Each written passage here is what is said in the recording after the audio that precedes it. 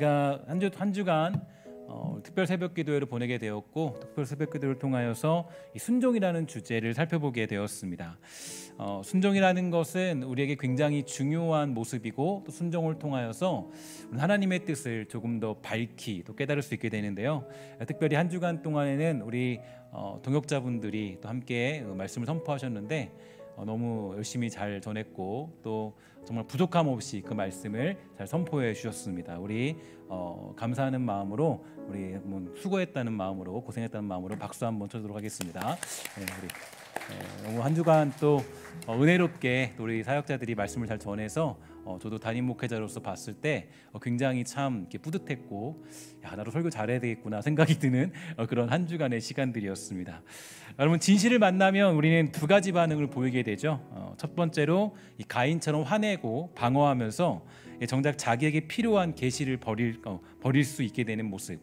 두 번째로는 나단에게 지적받은 다윗처럼 이 겸손히 깨진 마음으로 아픔과 회개를 통하여서 경건한 성품이 한 차원 높이 자랄 수 있게 되는 그러한 모습들로 우리가 두 가지 반응을 나타낼 수 있습니다. 당연히 우리는 다윗의 마음을 품어야 되겠죠. 하나님의 권위를 인정하는 마음입니다. 이 가인은 하나님의 권위를 인정하지 않았지만 이 다윗은 하나님의 권위를 인정한 사람이었습니다.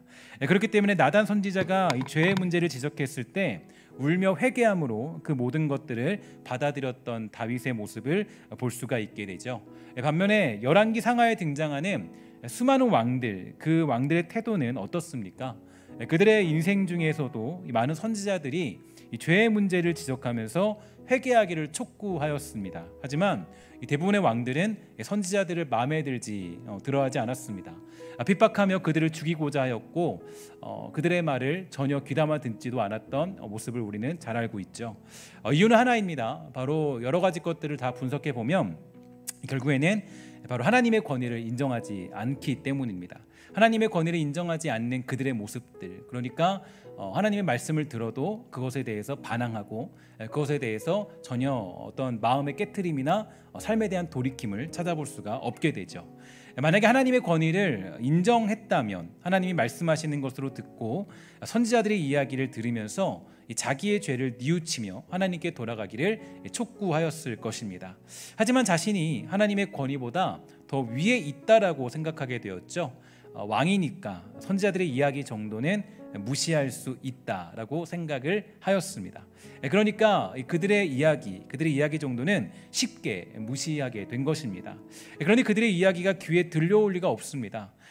이처럼 그 하나님의 권위를 인정하는 자만이 자기의 죄를 돌아보면서 돌이킬 수 있는 회개의 자리로 가는 기쁨을 가질 수 있게 되는데요. 우리는 사실은 일주일 동안 바로 그 얘기를 들었던 것이죠. 우리가 정말 그 하나님의 권위를 인정하는 자들, 그런 자들만이 하나님의 그런 주시는 은혜를 누릴 수 있고 하나님의 뜻 안에 돌이킴을 얻을 수 있다라는 것을 우리는 일주일 동안 우리 동역자들의 설교를 통해서 깨달을 수 있게 되었습니다. 사실 여러분, 인류의 타락을 보면요, 그 타락은 그 시초는 이 권위에 대한 불복종부터 시작했다라는 것을 우리는 잘 알 수 있죠. 아담은 이 에덴 동산에서 낯선 여자와 잠자리를 하지 않았습니다.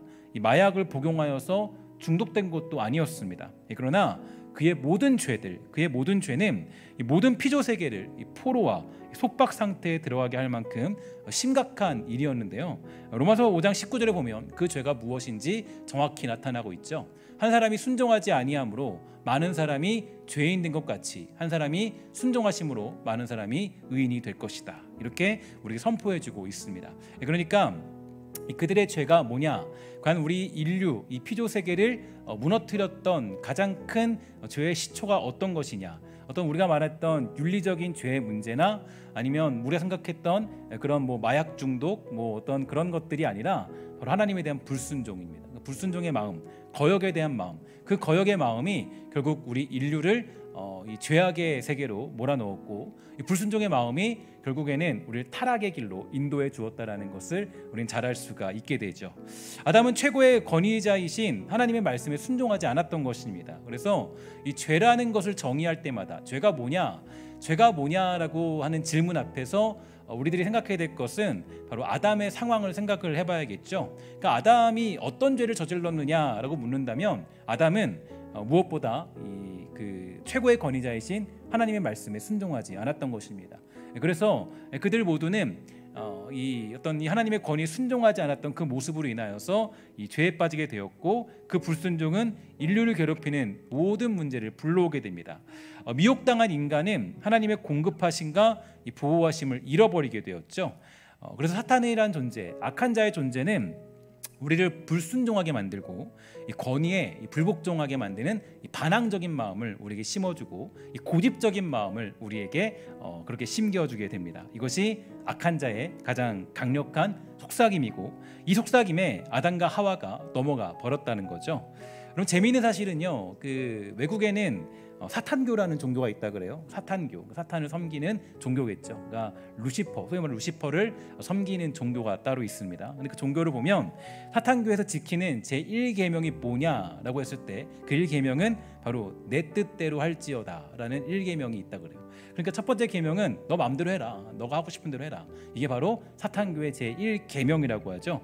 그들의 계명은 아담과 하와에게 하나님의 말씀을 노골적으로 왜곡하면서 거역하라는 속삭임과 일치합니다. 하지만 하나님의 권세에 거역하면 어떠한 일이 벌어지게 될까요? 이 베드로서 2장 19절에 보면 다음과 같은 말씀이 있죠. 그들에게 자유를 준다 하여도 자신들은 멸망의 종들이니 누구든지 진 자는 이긴 자의 종이 될 것이다. 이렇게 우리에게 설명해 주고 있습니다. 다시 말해서 거역하면 이 타락의 노예가 된다라는 것을 의미하는 것이겠죠. 그래서 우리는 무엇보다 하나님이 세우신 권세, 그 권위에 복종하는 마음, 그러니까 내가 예수를 섬기고 그리스도인이 되었다라고 하면 우리 안에 반항적인 마음들은 사라지고 하나님께 순종하고자 하는 마음, 그 권세에 복종하고자 하는 마음이 우리의 마음속에 가득히 넘치게 됩니다. 그래서 우리가 이 하나님이 세우신 권세에 복종하는 마음이야말로 우리는 예수 믿는 우리로서, 믿음이 있는 자로서 반드시 우리가 가져야 될 마음이 되죠. 그럼 전능자의 그늘 아래 거하는 조건은요, 바로 이 마음을 품을 때부터 시작되는데요, 하나님의 왕대심을 인정하고 하나님의 뜻과 세우신 계획과 그분의 일하심에 순복하며 따르겠다는 마음, 그 마음이 바로 하나님의 품에 거하게 하는 첫 번째 비결이 되는 것입니다. 우리 한 주 동안 열심히 불렀던 찬양이 하나 있는데요, 그 찬양은 바로 너 어디 가든지라는 찬양인데, 우리 함께 이 찬양을 부르면서 우리의 마음을 되새겨봤으면 좋겠습니다. 우리 너 어디 가든지 순종하라 함께 찬양하도록 합니다. 너 어디 가든지 순종하라. 너 어디 가든지 순종하라. 너 어디 있든지, 너 어디 있든지 충성하라.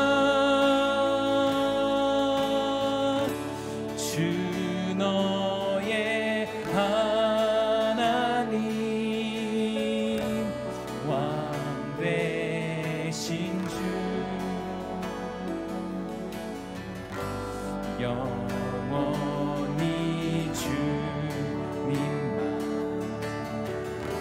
찬양하라. 나 어디 가든지 순종하라. 나 어디 가든지 순종하리. 나 어디 있든지 충성하리.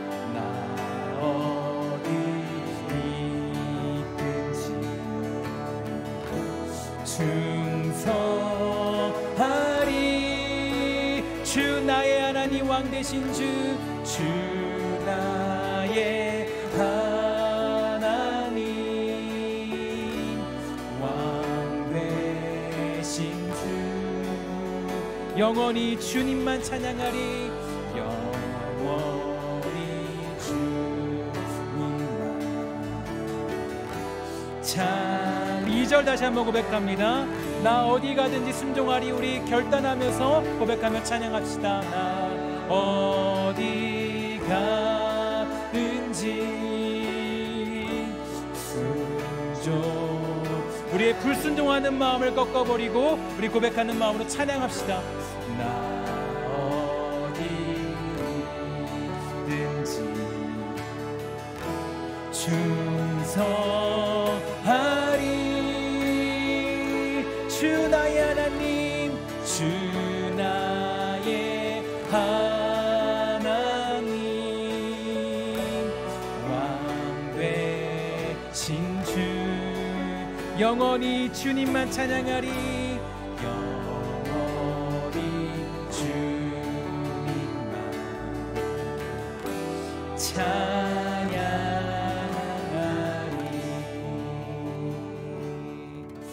제가 이 찬양을 처음 만났을 때가 아마 대학교 3학년 때인 것 같아요. 그때는 잘 기억도 나지 않는데, 그때 한 13일간 14일간 정도 금식을 마치고 나서 낙도 선교를 가게 되었습니다. 근데 그리고 낙도 선교를 이렇게 해남 땅끝까지 가는 시간이 있는데요. 목포역에서 함께 이제 찬양을 하고 해남으로 가는 그런 여정이 있습니다. 근데 그때 제가 이 찬양을 처음 접했을 때가 언제냐면, 이 누군가가 이 버스 안에서 기타로 이제 이 찬양을 불렀습니다. 근데 그때 참 기타 치는 사람이 부럽더라고요.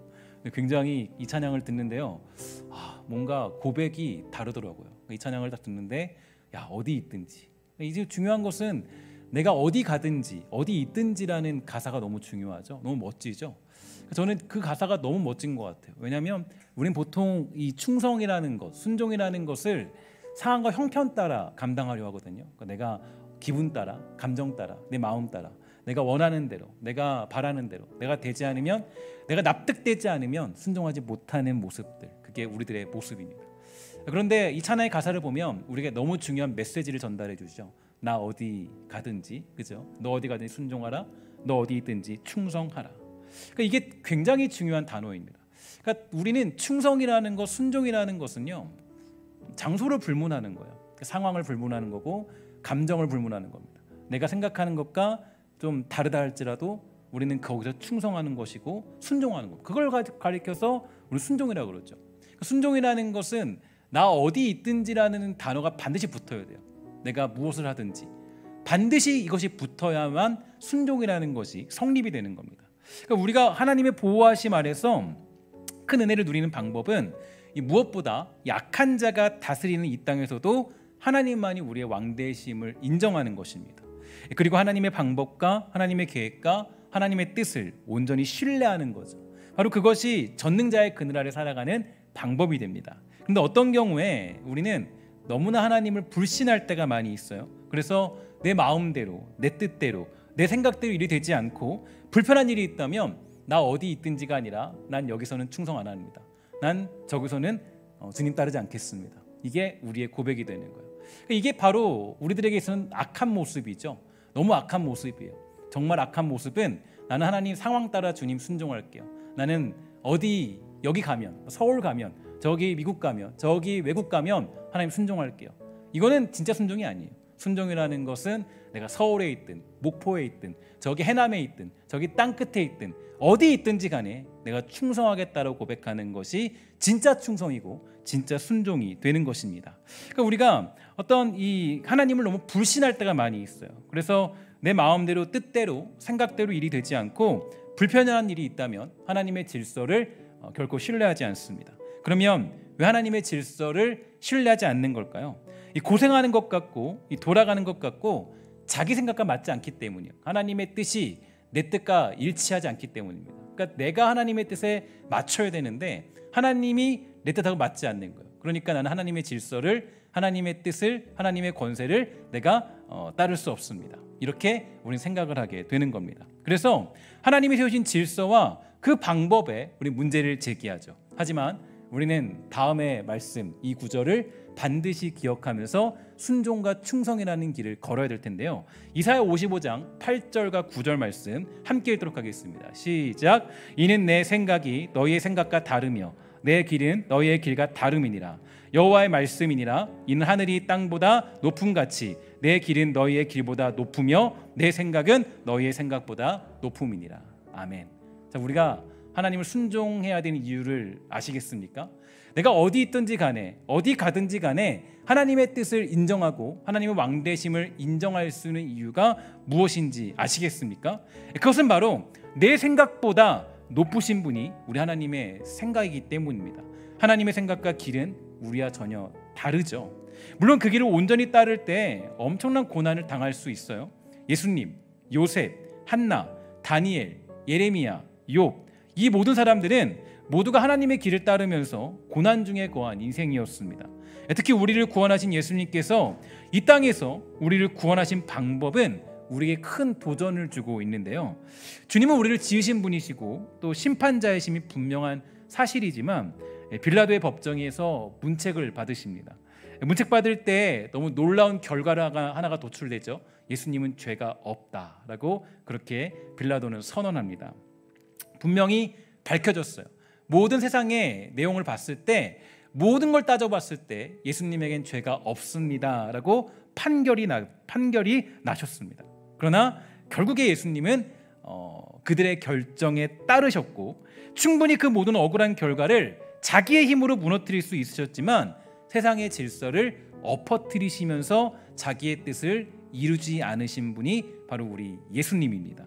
바로 그 누구보다 예수님은 하나님만이 우리의 왕되심을 인정하셨기 때문에 예수님께서는 바로 그 모든 길을 따르셨다는 것을 알 수가 있게 되는 것입니다. 예수님께서 우리를 구원하신 방법이요, 세상의 질서, 세워진 권세에 순종하심으로 우리에게 구원을 허락해 주셨기 때문에 우리는 절대로 이 땅의 권세와 질서를 무시할 수 없는 것입니다. 때때로 하나님은요, 우리가 부당한 대우를 당하는 상황에서도 합력하여서 자기 뜻을 이루시는 분이 우리 하나님 아니겠습니까? 여러분, 그 하나님을 믿으시기를 주의 이름으로 간절히 소망합니다. 하나님은 합력하여서 선을 이루시는 분이세요. 하나님은 부당한 대우, 내가 억울한 일을 당했을 때, 야, 여기서 하나님의 뜻이 이루어질까라는 고민을 가지고 있을 그때에도 반드시 분명하게 자기의 뜻을 이루시는 분이 우리 하나님이시기 때문에 우리는 그 억울함 속에서도 꾸준하게 또 성실히 하나님의 왕되심을 인정하며 살아갈 수 있는 것, 그게 우리가 살아가는 삶의 모습이 되는 겁니다. 물론 이 존 비비어 목사님은요, 다음과 같은 말을 우리에게 전달해 주는데요, 한번 잘 들어보세요. 중요한 사실이 있습니다. 교회에서 권위 있는 사람이 노골적인 타락이나 죄 가운데 있다는 것이 드러나면 그 사람의 더러운 샘에서 물을 길어 마시지 말아야 합니다. 성경은 그런 경우에는 그 사람에게 떠나라고 무척 단호하게 가르칩니다. 지도자가 간음이나 동성애나 착취나 절도나 이단이나 그 죄에 빠진 것을 당신이 알고 있는데도 그 지도자가 회개하지 않는다면 그 사람에게서 떠나야 합니다. 그런 사람과는 함께 먹지도 말라고 하였습니다. 결론은 이렇습니다. 지도자의 삶이 타락했다면 하나님이 아직 심판하지 않으셨다고 해도 이 생에서든 내 생에서든 그 사람은 반드시 심판받을 것입니다. 하나님은 때를 따라서 매사에 심판하는 분이십니다. 사실 이 어떤 조건이 굉장히 중요한데요, 우리가 이 전능자의 그늘 아래 살아가는 두 번째 비결이 있습니다. 그 비결은 기본적으로 이 땅에 세워진 권위에 불복종하고자 하는 우리의 마음을 꺾는 것이에요. 그러니까 타락의 증거는 이 불복종하고자 하는 마음부터 시작됩니다. 아담과 하와가 하나님의 권세에 불복종하였죠.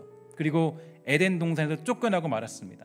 그리고 이어지는 인간의 세상을 보면요, 서로를 불신하면서 권위에 따르지 않는 이 세상의 질서를 만들어버렸죠. 하나님은 이 땅을 통치하시기 위해서 여러 가지 권세를 통하여 우리를 다스리는 분이십니다. 그러나 타락한 우리는 그저 하나님께 불순종하고자 하는 마음이 가득해요. 권위에 불복종하고자 하는 마음이 더욱더 우리에게 강하게 밀려옵니다. 때로는 그 마음이 정당하다고 생각해요. 그 사람이 악하니까, 그 사람이 타락했으니까, 그 사람이 문제 있으니까, 그 지도자가, 그 권세 있는 자가 어떤 문제를 가지고 있으니까, 그들의 판단이 틀렸으니까 나는 그들의 이야기에 불복종하는 것이 옳은 거야 라고 생각할 때가 많이 있습니다. 그리고 오히려 그 일이 더 정당하다고 생각할 때도 많이 있게 되죠. 하지만 여러분, 우리 예수님은 그 말도 안 되는 세상의 권세 앞에, 그 억울함 속에 순종함으로 우리의 구원을 이루어 내셨습니다. 이게 우리에게는 너무나도 큰 도전이에요.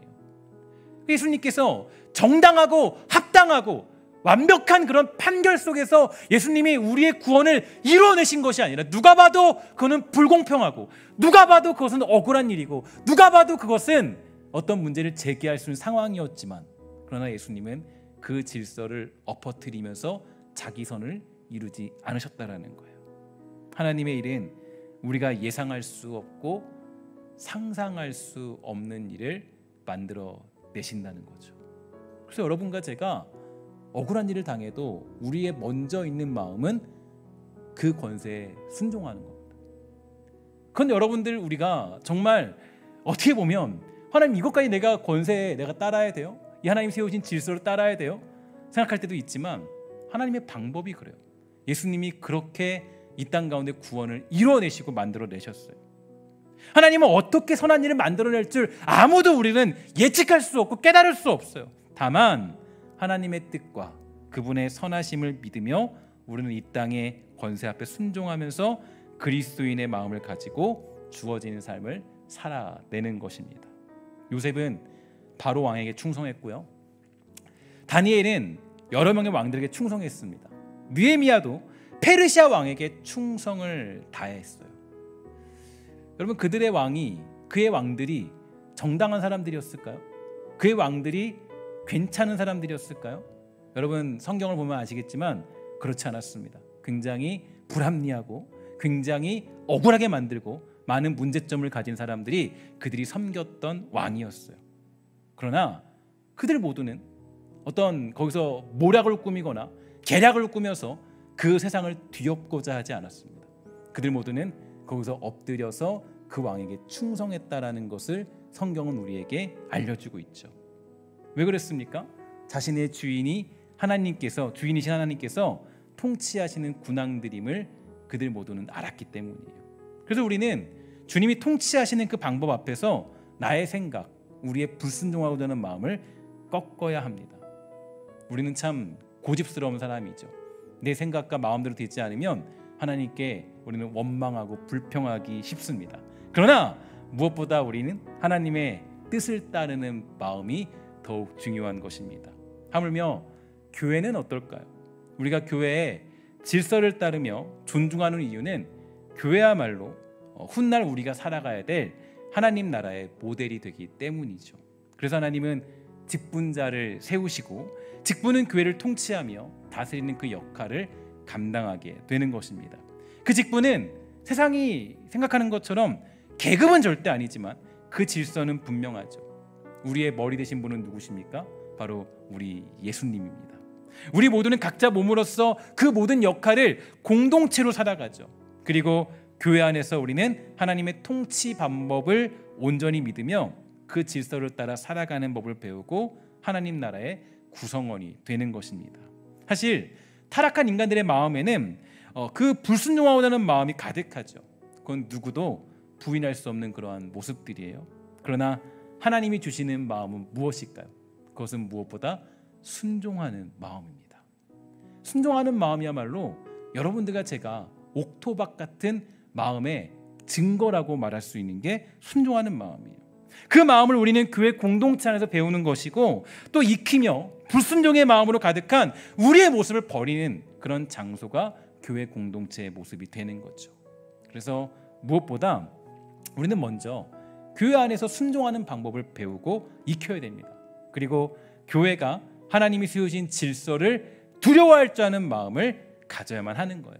그래서 여러분, 우리 안에 불복종하고자 하는 마음이 있다면 그 마음을 버리고 순종하는 마음으로 우리의 마음을 채우도록 우리는 모든 힘과 노력을 기울여야만 하는 것입니다. 바로 그것이 전능자의 그늘 아래서 평강을 누리는 사람들이 가지게 되는 마음이 되는 것이겠죠.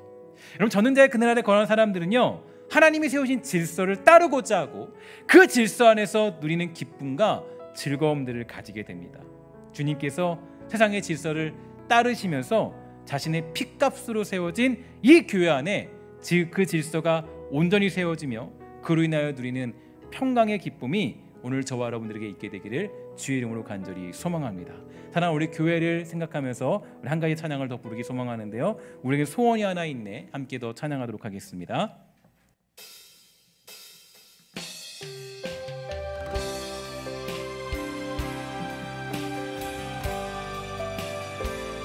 우리 교회의 회복되는 질서를 생각하면서 함께 우리 기도하는 마음으로 찬양합시다. 우리에게는 소원이 하나 있네. 우리에게는 원이 하나 있네. 주님 주님 다시 오실 그날까지, 다시 오실 그날까지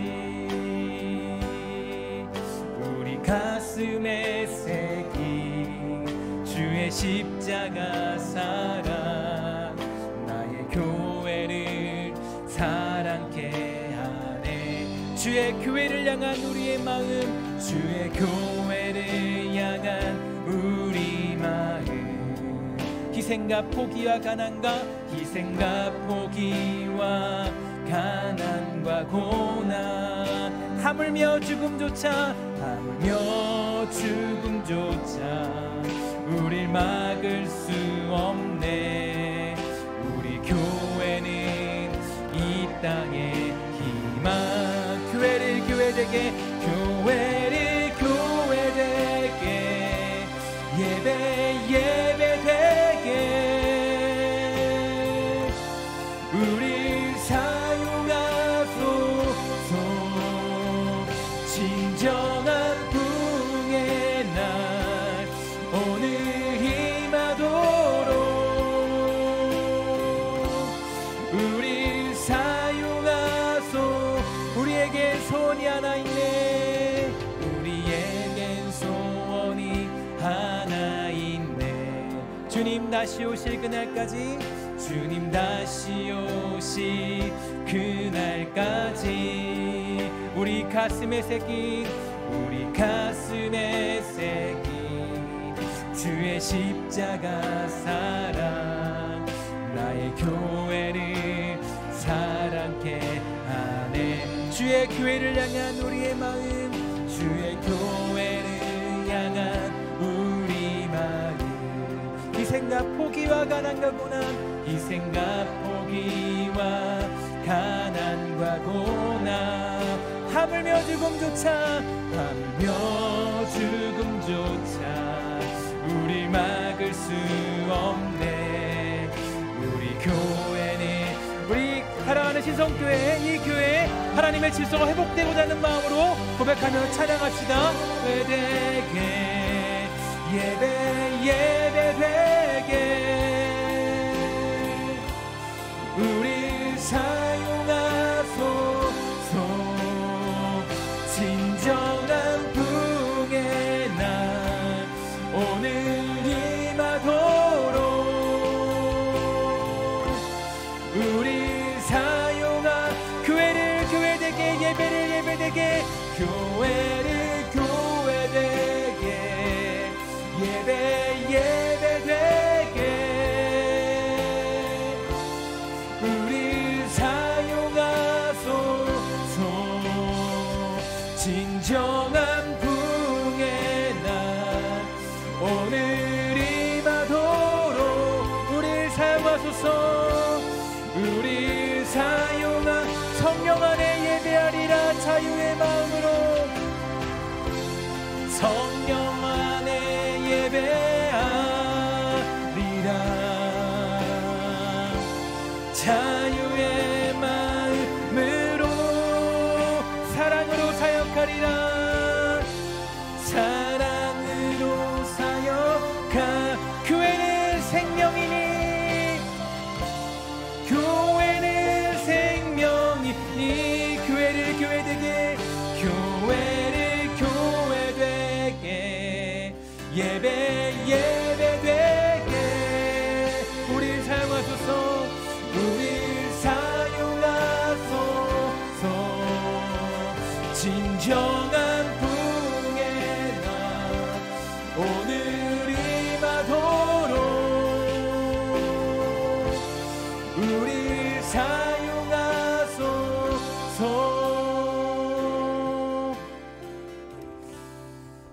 이처럼 우리가 교회 안에 세워진 질서들이 있습니다. 그 질서를 따르다 보면 우리의 가장 많이 나타나는 모습이 바로 불평과 원망이죠.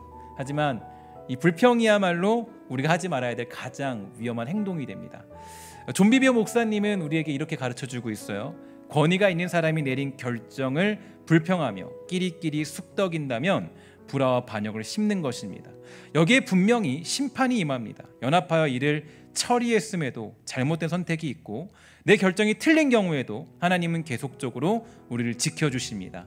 우리가 순전한 마음으로 행하면 하나님은 밑에 있는 사람들과 나를 지켜주실 것입니다. 회중이 모세와 아론을 대적하자 하나님이 진노하십니다. 하나님은 이스라엘 회중을 모두 멸하려 하셨지만 모세와 아론이 백성을 위해 중보하게 되죠. 그 결과 민족은 보존되었지만 연병이 시작되어서 14,700명이 목숨을 잃게 되었습니다. 전날 죽은 사람들과 비교할 수 없을 정도로 많은 사람이 죽고 말았죠. 이 시대 하나님의 백성에게도 경고하고 있습니다. 거역은 여러분 전염이 되고 죽음을 몰고 옵니다. 성경은 하나님이요 거역함을 싫어한다고 말하지 않아요. 성경은 하나님이 거역을 미워한다라고 분명히 우리에게 선포해주고 있다라는 거죠. 예수님은 믿음의 성장과 관련하여서 세 가지 중요한 사항을 우리에게 보여주셨습니다. 우리 첫 번째, 세 번째까지의 내용을 함께 읽도록 하겠습니다. 시작. 첫째, 믿음은 권위에 대한 순종과 직결됩니다. 둘째, 믿음은 명령받은 것을 다 행할 때만 자랍니다. 셋째, 참된 겸손의 태도가 가장 중요합니다. 그럼 예수님께서 이 땅에 오셔서 이 굉장히 칭찬한 사람이 한 명 있었는데요. 바로 백부장의 믿음이었죠. 로마의 한 군단에는 군사가 6,000명이 있었습니다. 군단 내에는 군단 사령관에게 보고하는 백부장이 60명이었어요. 각 백부장 아래에는 군사가 약 100명씩이 있었습니다. 이 백부장은 위에 있는 사령관에게 복종하는 사람이었기 때문에 그만큼 아래에 있는 병사들에게 충성과 복종을 받고 있는 사람이 바로 이 백부장이었죠. 예수님께서 33년이 넘게 지상에 사시는 동안 이 만나신 가장 큰 믿음이 큰 사람은 누구였을까요? 세례 요한이나 육신의 어머니 마리아가 아니었습니다. 치유나 기적을 직접 경험한 이스라엘 자손도 아니었어요. 12제자도 아니었습니다. 이스라엘을 점령한 로마 시민이자 한 군인이었던 그 백부장이야말로 바로 큰 믿음이었다라고 예수님은 우리에게 알려주고 있습니다. 왜 과연 그가 큰 믿음을 가진 자였을까요? 궁금하지 않으세요? 왜 과연 세례 요한도 아니고, 왜 과연 어떤 치유를 받았던 사람도 아니고, 왜 과연 이 백부장이 예수님께 야 나는 이렇게 큰 믿음을 본 적이 없다라고 그를 꼭 집어서 이야기했을까요? 그것은 권위에 대한 복종을 이해하고 그 안에서 그 백부장이 행했기 때문이에요. 권위에 복종하는 만큼 권위를 행사할 수 있다라는 거죠. 복종의 차원이 깊어질수록 우리의 믿음도 커지는 것입니다. 여호수아와 갈렙의 믿음은 순종으로 나타나서 그들의 약속의 땅을 유업으로 받게 했어요. 여호수아는 모세를 충성스럽게 섬겨서 후계자가 되었고 젊은 세대를 이끌고 젖과 꿀이 흐르는 약속의 땅으로 들어갈 수가 있게 되었습니다. 기생 라합은요 사자를 접대하여서 다른 길로 나가게 할 때 행함으로 의롭다 하심을 받았다라고 우리에게 알려주고 있죠. 그 순종으로 온 가족이 구원을 받는 놀라운 축복을 받게 되었습니다. 이것은 라합에게 참 믿음이 있다는 증거였어요. 그럼 한나는 어땠습니까? 한나는 자기를 모욕한 제사장에게 순종하면서 복종의 태도를 보임으로 태가 열려서 나라를 부흥시킬 한 아들을 낳게 되죠. 다윗은요 지도자를 해치지 않은 순종으로 한나 사울의 후계자가 아니라 하나님의 마음에 합한 왕이라는 칭호를 얻게 되는 유일한 사람이 다윗이 될 수 있었습니다. 다니엘, 사드락, 메삭, 아벳느고는 순종으로 하나님과 왕 앞에 큰 은총을 입을 수 있게 된 것입니다. 우리 말씀 하나 볼까요? 히브리서 11장 32절 38절. 내가 무슨 말을 더하리요? 기드온, 바락, 삼손, 입다, 다윗 및 사무엘과 선지자들의 일을 말하려면 내게 시간이 부족하리로다. 그들은 믿음으로 나라들을 이기기도 하며 의를 행하기도 하며 약속을 받기도 하며 사자들의 입을 막기도 하고 불의 세력을 멸하기도 하고 칼날을 피하기도 하고 연약한 가운데서 강하게 되기도 하고 전쟁에 용감하게 되어 이방 사람들의 진을 물리치기도 하고 여자들은 자기의 죽은 자들을 부활로 받아들이기도 하고 또 어떤 이들은 더 좋은 부활을 얻고자 하여 심한 고문을 받되 구차히 풀려나기를 원하지 아니하였고 또 어떤 이들은 조롱과 채찍질뿐 아니라 결박과 옥에 갇히는 시련도 받았고 돌로 치는 것과 톱으로 켜는 것과 시험과 칼로 죽임을 당하고 양과 염소의 가죽을 입고 유리하여 궁핍과 환난과 학대를 받았으니 이런 사람은 세상이 감당하지 못하니라. 그들이 광야와 산과 동굴과 토굴에 유리하였느니라. 이들이 이런 복을 받게 되고 이런 칭호를 받게 된 것은 무엇보다 하나님의 권위를 인정하는 믿음의 사람이었기 때문에 그 모든 길에서 이런 칭호를 받을 수 있게 된 것입니다. 존 비비어 목사님은요 우리에게 이렇게 말해줬죠. 함께 하도록 하겠습니다. 시작. 하나님의 보호 아래 머무는 것을 절대 잊지 말라. 순종하는 사람에게 하나님의 안전한 보호가 임하게 되는 것이겠죠. 베드로서 3장 13절은 우리에게 다음과 같이 말해줍니다. 함께 있습니다. 시작. 또 너희가 열심으로 선을 행하면 누가 너희를 해하리요. 아멘. 오늘 우리가 이 땅에 순종하고 하나님이 세우신 질서와 권위에 순종하는 것은요 누군가의 위대함 때문이 아닙니다. 그 사람이 뛰어나고 대단하고 잘났기 때문에 순종하는 것이 아니에요. 바로 하나님이 우리의 왕이시기 때문에 우리는 그 왕 대신 주님께 순종하는 줄 믿습니다. 제가 약 한 5년 전쯤에 사실 이 순종이라는 이런 진정한 생각, 순종에 대해서 순종이 뭘까? 왜 나는 순종을 하며 살아야 될까? 성경에는 우리 순종하라고 하고 믿음 생활의 가장 큰 기본적인 덕목이라고 하면 순종이겠죠. 순종을 해라, 순종해라. 왜 신앙은 순종을 요구하고 왜 순종이라는 마음이 그렇게 중요한 것일까라는 것을 곰곰이 생각한 적이 있어요. 정말 거기서 진짜 많은 고민을 했습니다. 왜 주님은 나에게 억울한 순종을 때때로 강요하실까? 왜 그 권세에 순복하도록 하실까? 정말 그때는요 곰곰이 기도하면서 하나님께 엎드려 울면서 늘 새벽마다 울었던 것 같아요.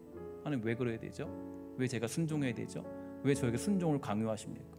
왜 신앙생활에 좀 야 너 뜨겁게 기도해라 이게 신앙이야 라고 얘기하면 좋겠는데 많은 믿음의 선진들이나 성경이 제시하는 모든 것들은 순종하라고 얘기합니다. 순종하라는 것 이거는 부당한 일이 많이 있거든요. 왜 과연 순종을 해야 되는 것일까? 제가 근데 그렇게 하나님께 기도하면서 물었어요. 그리고 생각을 많이 했습니다. 그러다가 하나님이 한 가지 저에게 제 자신을 돌아볼 수 있는 인사이트를 주셨는데 아직도 생생히 기억이 나요. 그 하나님이 저에게 정말 제 자신을 돌아볼 수 있고 점검하는 그런 모습을 새벽 가운데 허락해 주셨어요.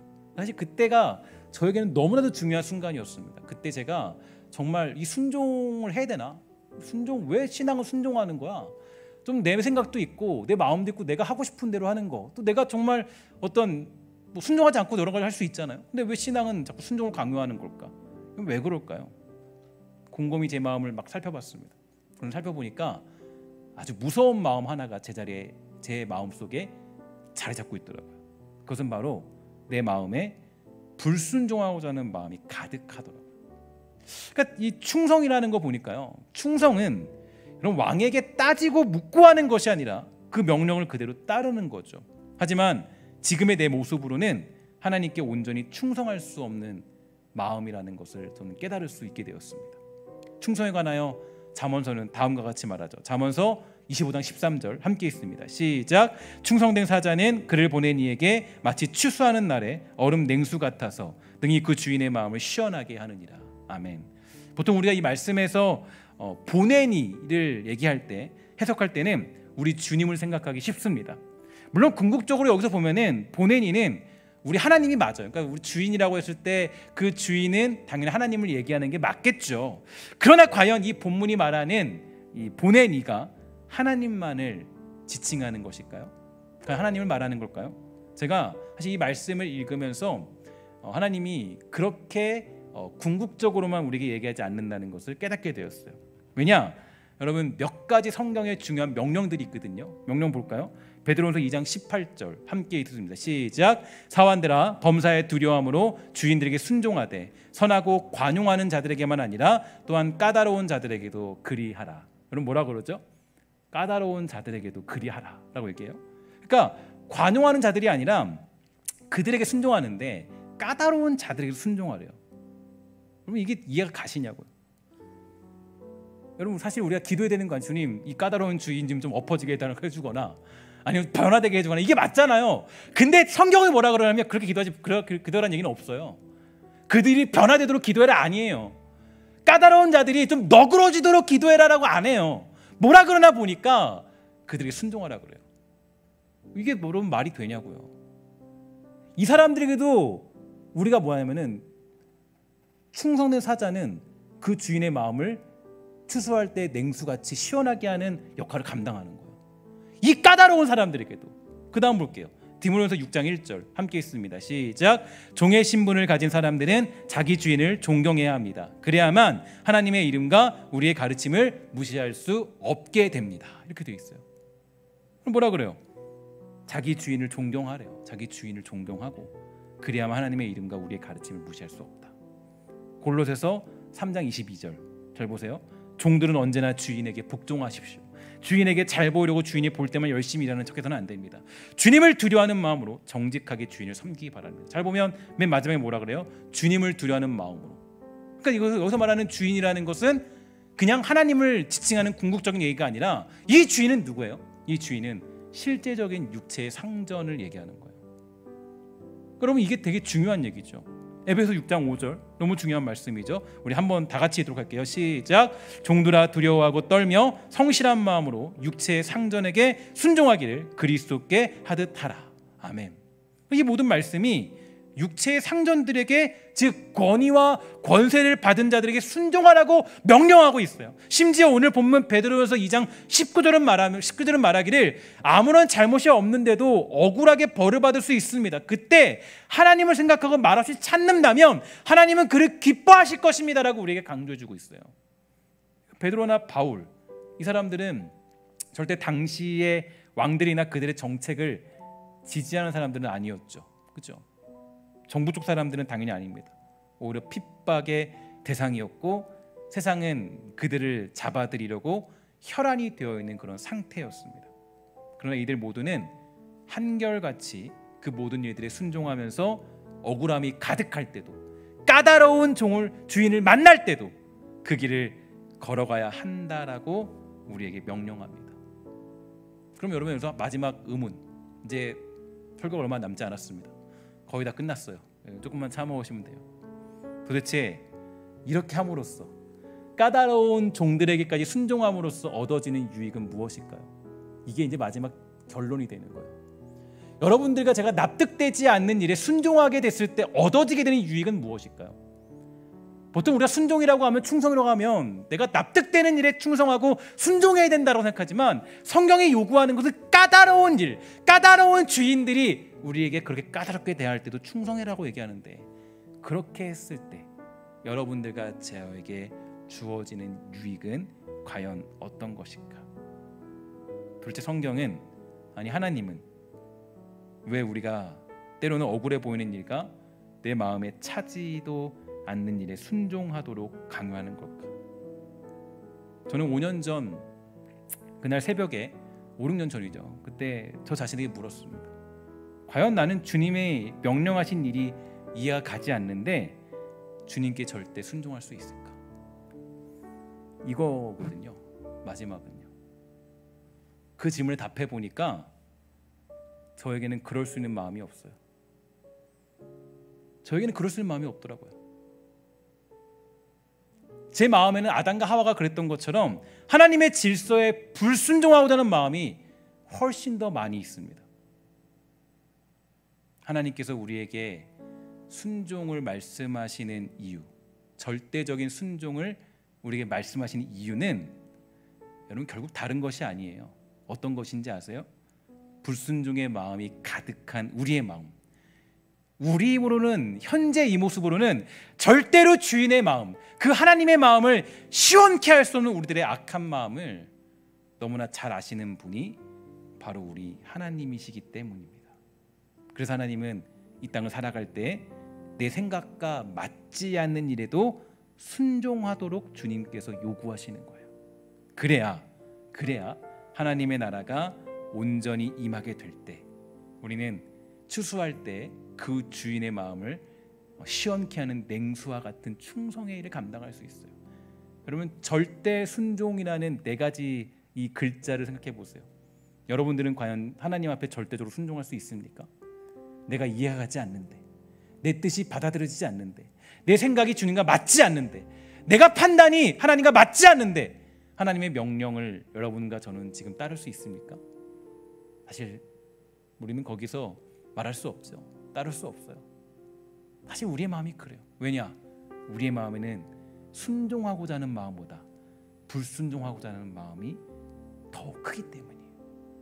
그래서 보니까 왜 하나님이 저에게 순종이라는 것을 강요했는지, 왜 저에게 순종이라는 것을 말씀하셨는지, 왜 저에게 순종이라는 것을 때로는 내가 이해가 가지 않는 그 자리에서 순종하도록, 너 어디에 있든지 너 어디 가든지 너는 순종하고 살아라고 말씀하신 이유가 어디 있는가 보니까 제 안에 있는 불순종하고자 하는 마음을 다 꺾어버리시기 위해서 하나님은 우리에게 순종이라는 것을 언제나 말해주고 있는 것입니다. 그래서 우리는 여러 가지 경우 속에서 가장 우선되는 마음은 순종하는 마음을 가지는 것이겠죠. 그래서 그 순종하는 마음을 가지라고 우리 주님께서는 가르쳐주고 계신 것입니다. 마지막으로 존 비비어 목사는요, 다음과 같이 우리에게 말해주고 있죠. 회개란 마음을 바꾸는 것이다. 마음을 바꾸면 인식도 행동도 바뀐다. 기도와 묵상으로 마음을 열고 지금껏 삶에서 불순종한 영역들을 지적해달라고 성령께 구하라.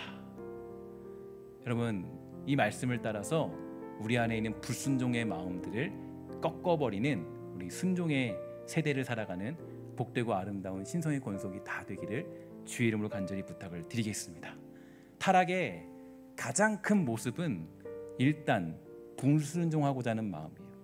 일단 그 마음은 하나님이 기뻐하시는 마음이 아니에요. 일단 그 마음은 하나님이 주신 마음은 절대로 아닙니다.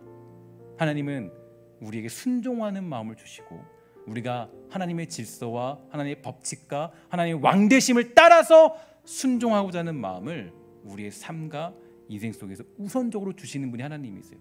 그러니까 하나님을 온전히 섬기고 하나님과 가까워지고 하나님과 친밀한 사람들의 특징들은 무엇보다 마음속에 어떤 마음이 가득해요?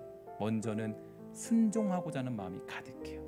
그러나 하나님과 멀어지는 사람일수록, 인본주의적인 생각이 우리 마음에 가득해지는 사람일수록, 그래서 사실 존 비비어 목사님의 순종이라는 책을 보면요, 거기서는 아예 민주주의적인 방법들을 굉장히 불신하고 있어요.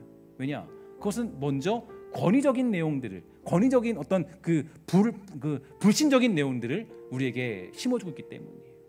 그래서 권위를 불신하는 내용들을, 그래서 우리는 기억할 필요가 있습니다. 사실 우리가 불순종하는 마음의 가장 큰 특징들은 대부분 우리가 하나님과 멀어졌을 때예요. 하나님과 친밀해지면 우리는 대부분 어떤 용어를 많이 써요? 하나님, 제가 감당하겠습니다. 아멘, 아멘, 아멘. 여러분, 우리는 사실 이 신성교회의 가장 안타까운 모습 중에 하나, 아멘이 좀 약하죠, 그렇죠? 우리 교회는 그렇죠? 하나님의 말씀이 선포될 때 아멘이 좀 약해요, 그렇죠? 그것은 우리가 우리의 어떤 씩씩함을 나타내기 위한 게 아니에요. 아멘이라는 것은 하나님, 내가 순종하는 마음을 가지고 있어요. 명령만 하시면 절대적으로 내가 순종하겠습니다. 부드러운 마음을 가지고 있음을 표현하는 그런 고백이 되는 것입니다. 여러분, 축복하는 것은 우리 안에 불순종하고자 하는 고집의 마음들을 꺾어버리시고 순종의 마음으로 우리의 마음을 가득 채우게 되는 은혜가 있게 되기를 주의 이름으로 간절히 축원합니다. 마지막으로 존 비비어 목사는 다음의 회개문을 읽으면서 함께 기도하기를 권고하고 있는데요, 특히 하나님이 세우신 권위에 대해서 죄를 범한 영역을 하나씩 고백하면서 다음의 기도문을 읽을 것을 당부합니다. 오늘 함께 한번 이 기도문을 읽기를 소망해요. 그래서 이 기도문을 읽을 때 여러분들이 정말 내 마음속에 있는 불순종하고자 하는 마음들, 하나님의 질서와 권세에 따르고 싶지 않은 마음들을 다 꺾어버리고 하나님의 질서를 따르고자 하는 거룩한 순종의 마음들이 가득해지기를 주의 이름으로 간절히 소망합니다. 우리 함께 이 기도문을 함께 여러분 읽으면서 오늘 설교를 마치도록 하겠습니다. 함께 우리 읽도록하겠습니다. 시작. 하나님 아버지, 그간 불순종하고 거역한 저를 예수님의 이름으로 용서해 주소서. 저는 제 논리대로 살았고 그 결과 여러 가지 영역들에서 주님께서 세우신 권위에 반항했습니다. 반항하며 불순종했던 영역들 하나하나에 대해 제 생각과 행동을 회개합니다. 하나님이 세우신 질서에 절대적으로 순복하심으로 흘리셨던 주 예수님의 피로 저를 사하시고 깨끗하게 하소서. 이제 아버지의 권위에 복종하겠습니다. 하나님이 제 위에 두신 가정과 정부와 교회와 사회의 권위에도 복종하겠습니다. 예수님의 이름으로 기도합니다.